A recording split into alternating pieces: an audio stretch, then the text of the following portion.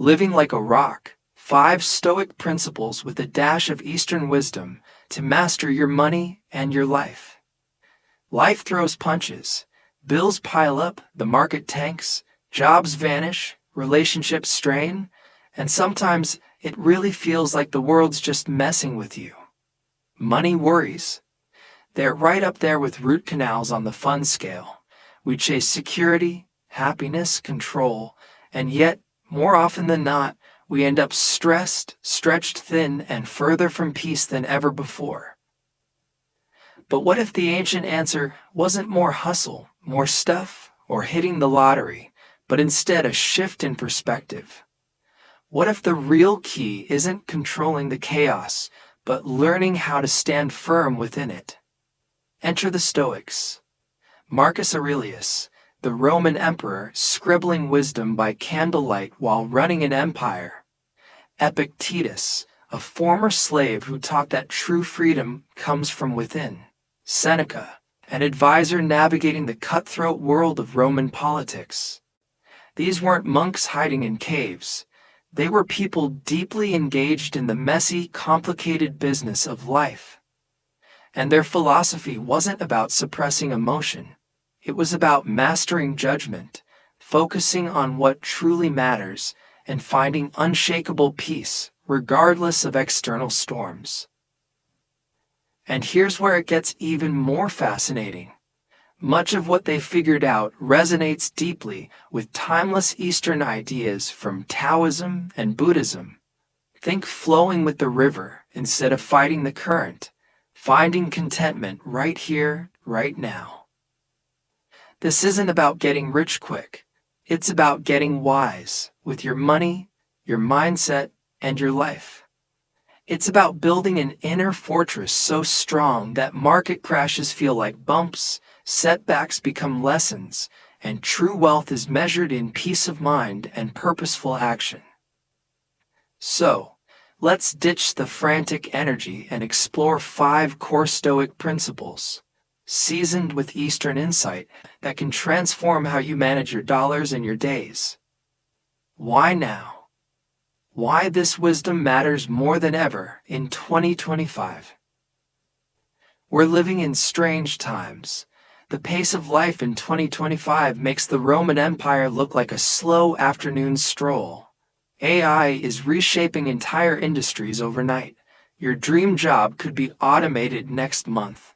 Financial markets swing wildly, driven by bots and viral news cycles.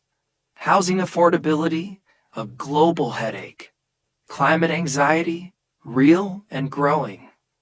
And let's not forget the burnout epidemic among millennials and Gen Z, many stuck in the endless hustle of gig work and side hustles.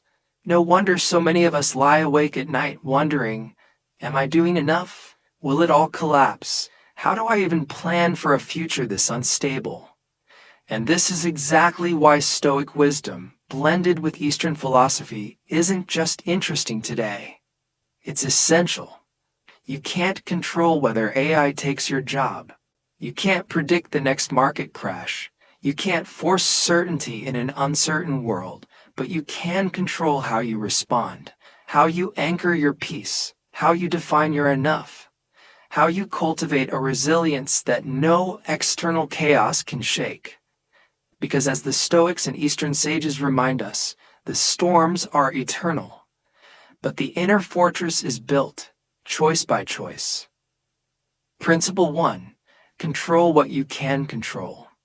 The very bedrock of Stoicism, the principle that changes everything, is understanding what's truly yours to command. Epictetus put it bluntly, some things are within our power, while others are not. Seems simple, right? But think about how often we tie ourselves in knots over stuff completely outside our control. The stock market plunges 10% overnight. Your car breaks down on the way to a crucial meeting. Your boss is in a foul mood. The Fed raises interest rates. Not a single one of these is truly under your control. Yet where does our energy go? An excelling investments, raging at the mechanic, obsessing over your boss's mood, doom-scrolling economic news. The Stoics call these things externals, other people's opinions, the weather, the past, the global economy, traffic. Whether your favorite cereal is in stock, trying to control these is like trying to herd cats in a thunderstorm. Exhausting and utterly futile. The Eastern Echo, Taoist Wu Wei. Here's where Eastern wisdom beautifully complements Stoicism. Taoism teaches Wu Wei, often translated as non-action or effortless action. It doesn't mean doing nothing. It means not forcing things outside your natural flow. Don't waste energy raging against the river's current. Learn to navigate it skillfully. Accept the external conditions you can't change and focus your power on steering your own boat. Applying this to money and life, the Control Your Impressions Toolkit. The "Is this mine?" filter. When a financial stressor hits, say an unexpected bill or a pay cut, pause and ask, what part of this is actually under my control? The bill itself? Maybe not. Paying it? Yes. You control how to find the money, negotiate, set up a plan. The pay cut decision? Probably not. Your response? Absolutely. Updating your resume, adjusting your budget, exploring side gigs. Example: Sarah gets a surprise $500 medical bill. Panic sets in. She applies the filter. Control. Paying it, calling the provider, adjusting her budget. No control that the bill exists. She focuses her energy on what she can do. The panic subsides because her energy now has a productive outlet. Detach value from externals. The Stoics differentiate between preferred and dispreferred indifference. Wealth, health, reputation, they're all indifference, not inherently good or bad. Their value comes only from how we use them. Having money is preferred. It gives options. Losing money is dispreferred but not evil. True good lies in virtue, wisdom, courage, justice, temperance. Eastern wisdom echoes this. Buddhism teaches detachment from impermanent things, because clinging to wealth as the source of happiness guarantees suffering. Action. Practice valuing your character and virtuous actions above your bank balance. Example: Mike's small business takes a hit.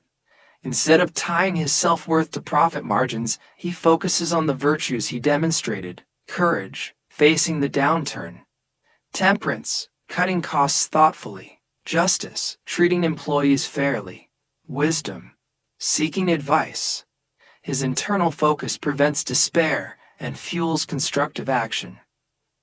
Reframe the narrative. Your judgment of an event determines its impact. A market crash isn't inherently terrible, it's a shift in prices. Your judgment makes it terrible. Marcus Aurelius wrote, "Choose not to be harmed, and you won't feel harmed. Don't feel harmed, and you haven't been." Action. When hit with bad financial news, consciously reframe it. Instead of, "This is a disaster, I'm ruined," try, "This is a challenge to my resilience. What can I learn? How can I adjust?"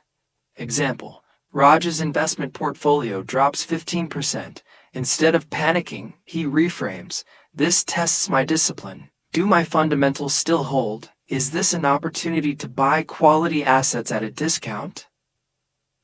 This calm reframing prevents costly, impulsive mistakes. Summary of Principle 1. When you focus relentlessly on what's within your control, your judgments, your actions, your virtues, you build an inner fortress. And here's the magic. The more you practice this, the more you realize how little external chaos can actually touch your core peace. Because the storms will come, but you'll be the rock that stands. Principle 2. Master your effort. Release the outcome. Once you've anchored yourself in controlling what you can control, a natural next step emerges, directing your energy toward genuine effort and releasing the obsession with specific outcomes. This is the Stoic art of the attempt. Seneca captured it perfectly. We suffer more often in imagination than in reality. So much of our financial anxiety isn't about the dollars themselves. It's about the terrifying stories we spin about potential futures we can't control. We meticulously plan for retirement, which is good, but then torture ourselves worrying if the market will cooperate for the next 30 years, which is pointless. We work hard for a promotion, good, but tie our happiness entirely to getting it, dangerous. We save diligently, but then feel constant dread about unforeseen disasters wiping it out. Stoicism teaches us to focus intensely on the quality of our inputs, our actions, our efforts, our intentions, and our virtues applied.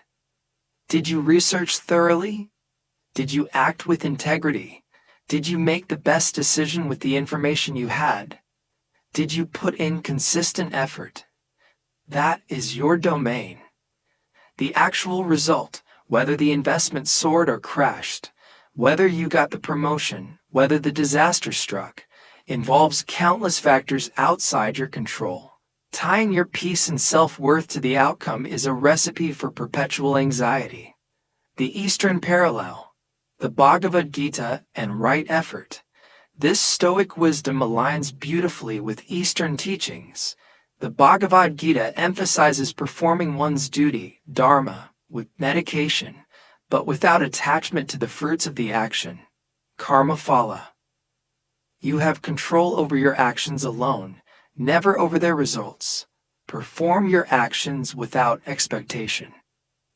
Similarly, Buddhism stresses right effort, directing energy skillfully toward wholesome actions, regardless of immediate outcome. Applying this to money and life, the master your effort, release the outcome practice. Define your controlled inputs. For any significant financial or life goal, explicitly list what is under your control. Examples: retirement, how much you save each month, your asset allocation, your fees, your spending habits now. Career advancement, the quality of your work, continuous learning, building genuine relationships, preparation for opportunities, updating your resume, applying for jobs. Paying off debt, creating and sticking to a budget, negotiating interest rates, finding extra income sources, making consistent payments. Starting a business, market research, business planning, product quality, customer service, marketing effort, financial management. Resilience, release the uncontrolled outcomes. Consciously acknowledge and mentally release your grip on results. Examples: retirement, future market returns, future inflation rates, future health costs. Career advancement, the specific job opening, the hiring manager's mood, company politics. Paying off debt, unexpected major expenses, sudden income loss. Starting a business, exact customer reception, competitor actions, economic shifts. Measure success by input and virtue. Shift your internal scorecard. Ask, did I execute my controlled inputs well today or this week? Examples: I stuck to my savings transfer. I delivered that project with diligence and integrity. I researched 3 investment options thoroughly. I handled that difficult client interaction with patience and professionalism. I didn't get the job, but I prepared intensely and presented my best self. Embrace amor fati, love of fate. This powerful Stoic concept, echoed in Taoist acceptance of what is, means embracing whatever outcome occurs as necessary raw material for your life. It doesn't mean passivity. It means after you've done your best, you accept the result fully, finding the opportunity within it. Example: Lisa poured her heart into a startup that ultimately failed. She reflects, this outcome is tough, but it's my reality now. What did I learn? How am I stronger? What new paths might this open?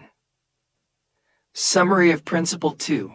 By mastering your effort and releasing your attachment to outcomes, you build a remarkable resilience. You learn to measure success by the quality of your actions, not the whims of fortune. This frees you from constant worry and allows you to take bold, values-driven action with a clear mind. Principle 3. See clearly. View from above and impermanence. Mastering your effort builds resilience. But the Stoics and Eastern sages understood that another layer of peace lies in seeing reality clearly, stripping away the drama our frantic minds love to add. This is where we step back, way back, and gain perspective. Think about the last time money stress hit you hard. Maybe it was a big unexpected bill, a dip in your investments, or the weight of monthly expenses. In that moment, how big did the problem feel? Probably all-consuming. That's your brain's default setting, zoomed in on immediate threats, useful for saber-toothed tigers, less helpful for modern financial life. The Stoic, view from above, Marcus Aurelius practiced this constantly. He'd mentally zoom out, imagining the earth from high above. He'd contemplate the vastness of time and space. His current problem, however immense it felt, would shrink in proportion. Why does this work? It shrinks the problem. That $2,000 car repair? Against a lifetime of earnings, it's manageable. It reveals impermanence. All things, markets, careers, financial situations change. This too shall pass. It highlights common humanity. You are not uniquely cursed. Billions face similar struggles. This fosters compassion and reduces isolation. It clarifies what truly matters. Against the cosmic backdrop, virtues, wisdom, courage, justice, temperance shine through, not the size of your portfolio. The Eastern Eneca, impermanence. Buddhism places impermanence, Eneca, at the core of understanding reality. Everything that arises will pass away. Thoughts, feelings, possessions, relationships, wealth, even our bodies.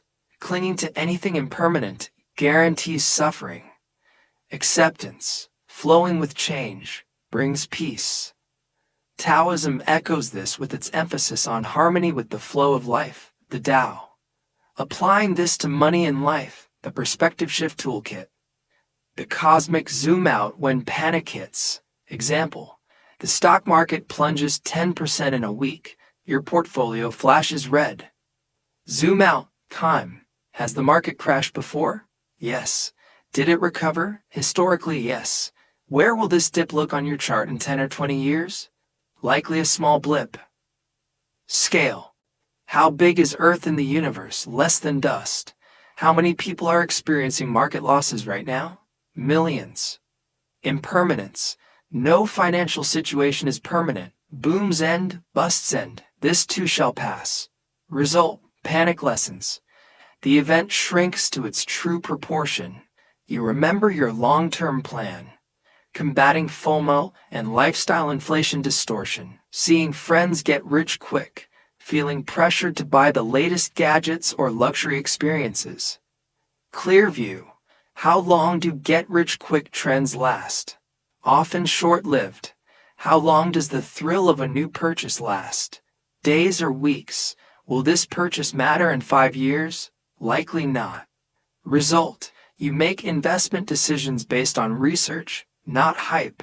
You spend consciously, align with your values, not with FOMO. Navigating loss with grace. Suffering, losing a job, financial setbacks, the end of a relationship. Clear view, time. Have you faced loss before? Did you recover? Yes. Scale. Millions face similar hardships. This is part of the human experience. Impermanence and Amarfad. This pain is not permanent. Resistance multiplies pain. Acceptance frees you to grow. Result: grief is acknowledged but not amplified. You focus on actionable steps within your control. You understand loss as part of life's flow, not a personal failure. Summary of Principle 3. Consistently practicing this clear perspective fundamentally changes your relationship with money and life. You stop sweating the small stuff. You make wiser decisions. You appreciate the present more deeply. You understand that true security doesn't come from chasing externals, but from cultivating an unshakable inner view. Principle 4. Train your perceptions. Turning obstacles into fuel. Obstacles are inevitable. No matter how carefully we plan or how hard we work, life throws unexpected challenges into our path. You lose a job just when things were going well. The market crashes and your portfolio tanks. A client cancels a major contract. Medical bills pile up overnight. A loved one disappoints you deeply. In these moments, most of us feel stuck. We freeze. We despair. But the Stoic asks, is the obstacle really blocking me, or is it my perception of it? Marcus Aurelius wrote, "The impediment to action advances action. What stands in the way becomes the way." It's one of the most powerful Stoic insights. Obstacles are not barriers. They are the path. The Eastern Echo, Wu Wei, and Buddhist wisdom. Taoist philosophy teaches Wu Wei, flowing with the current rather than fighting it. When you encounter resistance, you do not thrash against it, you adapt. You move skillfully. Buddhism teaches that obstacles are teachers. They reveal our attachments and blind spots. They force us to grow in patience, wisdom, and compassion. In both traditions, as in Stoicism, obstacles are part of life's natural flow.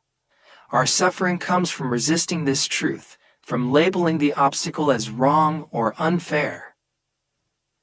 The Stoic flip: change the label. When we face a challenge, our first response is usually judgment. This debt is terrible. This layoff is a disaster.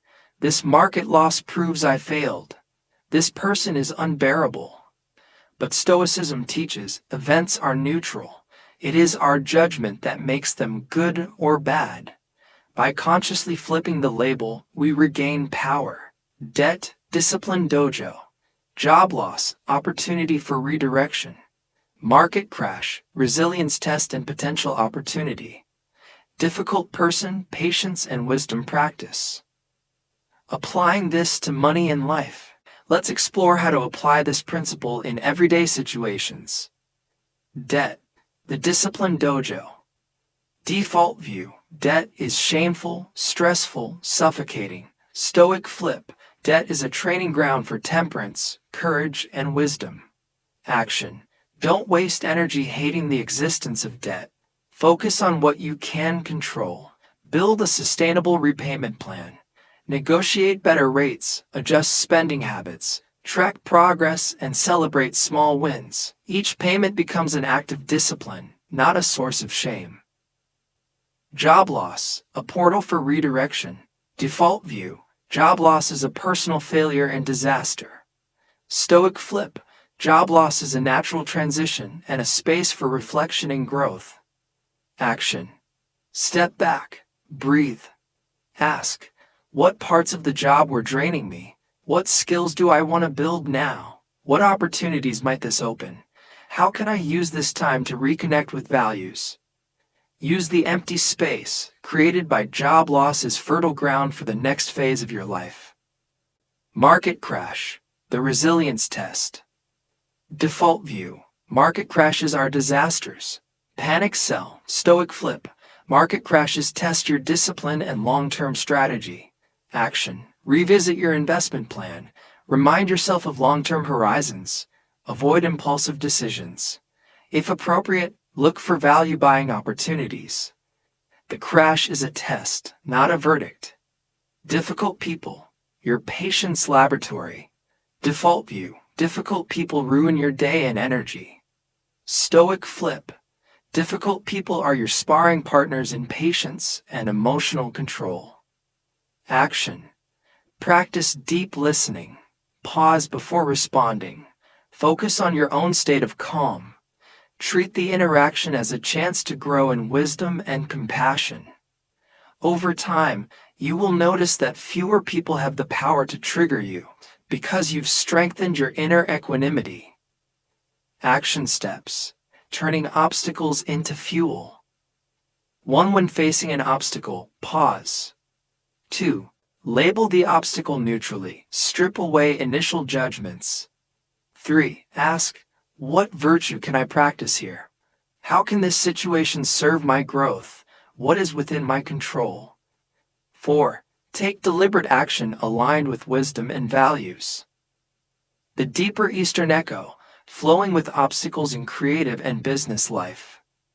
In Taoist thought, Wu Wei is not passive. It is the art of moving skillfully with reality, like water flowing around a rock. When creative people or entrepreneurs face obstacles, they often fight them. A product launch fails, panic and blame. A creative block arises, self-doubt. A business idea flops, abandonment. But the Taoist master observes, sometimes the block is the teacher. Flowing with it reveals unexpected paths.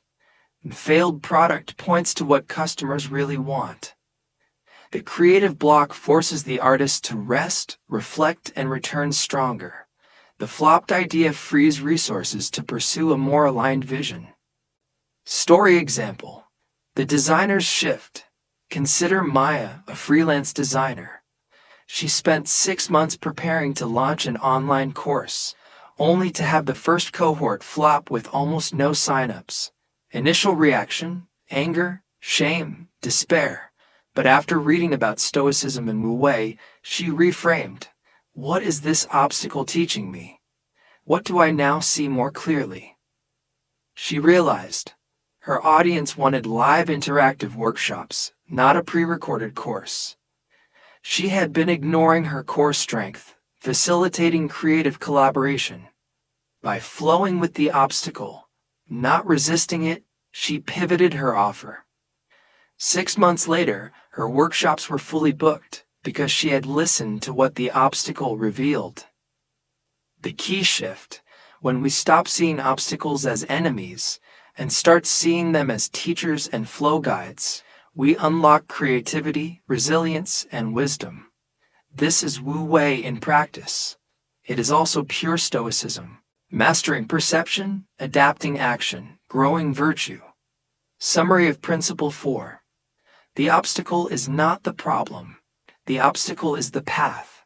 By training our perceptions, we stop reacting blindly. We reclaim agency. We turn life's rough edges into the very tools that sharpen our character. In this way, no market crash, no layoff, no setback can truly defeat us. Each challenge becomes fuel for deeper wisdom and greater resilience. Principle 5. Define your own enough. Cultivating contentment and simplicity. Modern life is an endless treadmill of more. More income, more possessions, more status. But the more we chase, the less content we feel. Why? Because chasing more without clear boundaries is a trap, known in psychology as the hedonic treadmill. You get a raise, soon it feels normal. You buy a nicer car, soon it feels average. You upgrade your home, soon you want a bigger one. The Stoics saw this thousands of years ago. Epictetus said, "Wealth consists not in having great possessions, but in having few wants." Marcus Aurelius wrote, "Very little is needed to live a happy life." Eastern philosophy teaches the same. Buddhist Santosha, contentment with what is. Taoist Pu, the simplicity of the uncarved block. The path to peace is not endless accumulation, it is defining your own enough and living aligned with it. The trap of endless craving. Modern consumer culture fuels dissatisfaction. Social media shows endless highlight reels. Advertising convinces us we're always lacking something. Peer comparison creates artificial needs. Result? Chronic anxiety, debt, burnout, lost joy. But you can step off this treadmill through conscious reflection and disciplined simplicity. Conducting an enough audit. Ask yourself honestly. 1. Needs versus wants. What do I truly need for security, health, dignity? What are wants driven by comparison or marketing? 2. Alignment with values. What do I most value? Freedom, family, learning, health? Does my spending and saving reflect those values?